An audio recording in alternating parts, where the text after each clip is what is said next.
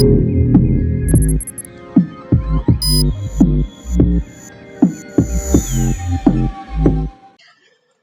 video is going to talk about SEO for contractors, what you should do, what you shouldn't do, what a lot of contractors do wrong, all that type of stuff. Before I jump into this video, one thing that I want to make very clear is that not all SEO strategies for contractors are created equal, meaning that when Google's looking at hundreds of different factors to determine which businesses should rank over others, out of these hundreds of factors, not all of them are created equal, meaning that certain activities are going to be more valuable than others. So going back to a blog post on your website from 2015 and changing some pictures around on the blog is likely not going to get you more clients. But a lot of SEO companies and a lot of contractors that are trying to do SEO themselves, they're focusing on the wrong things that aren't actually going to move the needle. So that's really important to distinguish before jumping into this, is that there are hundreds of things that you can do to improve your SEO, but not all of them are going to be the best. So across the board, though, what is probably one of the most important aspects of contractor SEO from the user's perspective? And it's going to be the Google local pack. What does that mean? Well, this is how people search. They type in, they pull out their smartphone. They're probably sitting on the couch watching Netflix or something. They pull out their smartphone and they type in best contractor in Beaverton, or best siding contractor in Beaverton, or best, whatever type of contractor they're looking for, kitchen contractor in Beaverton, or best contractor near me. And what populates right away is what's known as the Google local pack. And the Google local pack is where the businesses, if they rank here, there's only 3 businesses that can rank here. They are going to get the majority of the traffic, the phone calls, and the business. And it's sort of a self-fulfilling loop, because once you rank here more often, you get more business, which then leads to more reviews, which then reaffirms to Google that you should be ranking here, which means then, all of a sudden, like this business, you got 138 reviews, and you're going to dominate in this Google local pack for a long time. So again, this is so important because this is how people search. They search for contractor near me, best contractor in Portland, and try it on your phone. You'll see that the first thing that shows up below the paid advertising, which is a different type of marketing than SEO, below all those paid ads is the first thing that shows up is going to be this map. And this is where, if you show up there, you're going to win over your competitors.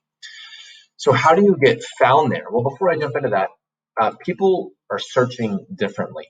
Over the last 5 years, this is a tool called Google Trends. You can type in Google Trends and play around with this tool yourself. It's free. It's made by Google. We can see over the last 5 years, the keyword contractor near me, how has that changed over time? It's dramatically gone up. People naturally, whatever the product or service is, they're searching for near me, and that's the same case with contractors. Best siding contractor near me, contractor near me in Portland. There's a bunch of variations of this type of search, but they're going up. And again, that's just leading to more Google local pack results that you would want to be found in. So how do you rank in this Google local pack? There are over 100 factors that Google's looking at to determine which 3 businesses will rank here. But one of the most important is your Google My Business profile. And this is the back end of the Google My Business profile. And the reason why I'm showing you this is because the strategy that you need to deploy is you need to optimize everything within the back end of your Google My Business profile. Naturally, you probably already have one, and you've probably gone through the basics of you have your name, you have your phone number, you have your hours of operation, you have all that basic stuff. But there's much more that you can do. There's a description. And within that description, you're going to want to make it SEO friendly with some localized keywords. There's additional services that you can offer. On the left-hand side, there's a column, there's a tab that's called services. There's a tab that's called products. Within this main info section, there are attributes that you can add.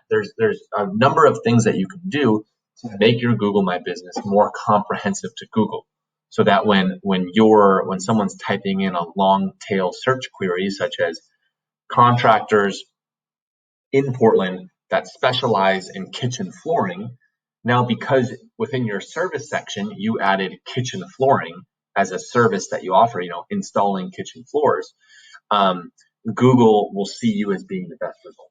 So, that was probably not the best example. Maybe it would just be installing flooring in general, but that's kind of the idea. That's how some people search. They search for best contractors that do flooring in Portland. It's a very long phrase, but they'll search that into Google, and what Google crawls and sees within your Google My Business can help you rank or not rank for that type of keyword. There are dozens of other SEO strategies that you can do. Here are just a couple on this page. And again, the reason why I'm showing you this is 10% of what you could do. And so a lot of contractors or mainly contractors get overwhelmed because they're not sure which activities that they should do.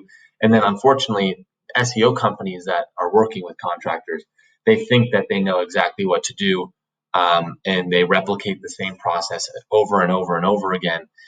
Even if your business is different than the other contractor halfway across the country, right?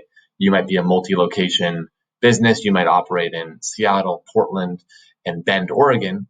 And so you need a very different strategy than the other contractor that's in a tiny town in Montana. So it's important to know that if you're thinking of bringing on an SEO company for contractors, that you should be wary of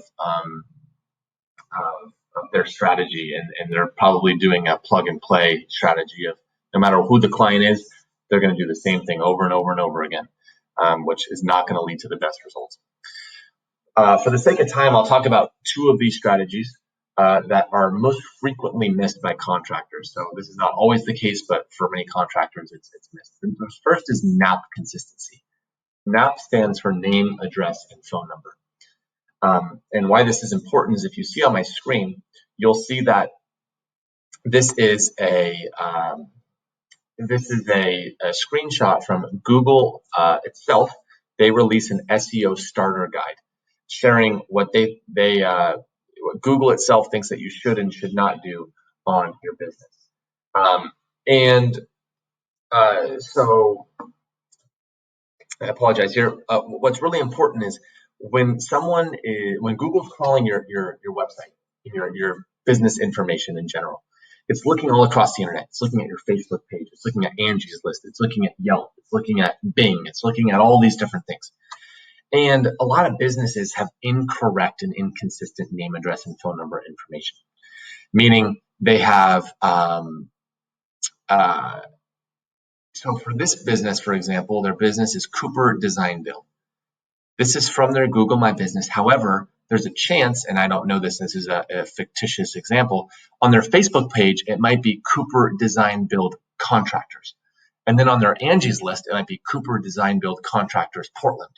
And so that's providing inconsistent information to Google. Second is the phone number. A lot of contractors think that they want to track phone calls from different sources. So they'll have one phone number for their website. They'll have one phone number for their Facebook. They'll have one phone number for their Angie's List because they want to see, hey, at the end of the month, how many calls did I get from Angie's List versus how many calls did I get from my website and all that type of stuff. And while that seems great for tracking purposes, it's providing inconsistent information to Google. Google says, okay, you've got 6 different phone numbers.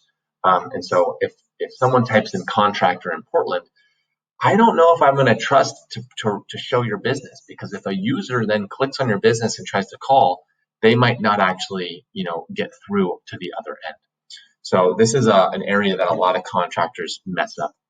And the second is writing content. So here are examples of 2 of our businesses that we've taken from basically 0 organic traffic from Google per month to over 20,000. And how we did this was through content creation. So people ask questions like, should I do wood or vinyl siding on my house? And there are thousands of people that search for this. And if you create content around those searches, you can rank. And ultimately what this does is this content helps build your authority in Google.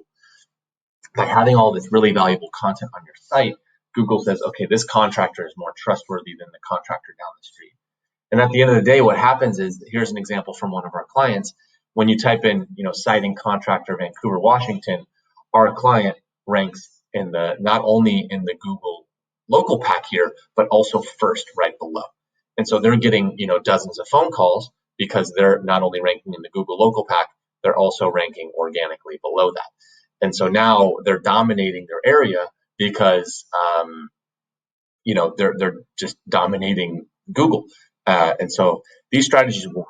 And I just want to show you that example to prove that they work, and show you these examples to prove that they work. So if you're looking for some contractor SEO support, our team can run a free audit on your business. It'll actually be a human running the audit, not some sort of software. And we'll let you know exactly what's wrong with your business and some strategies that you can use to fix it. Thanks.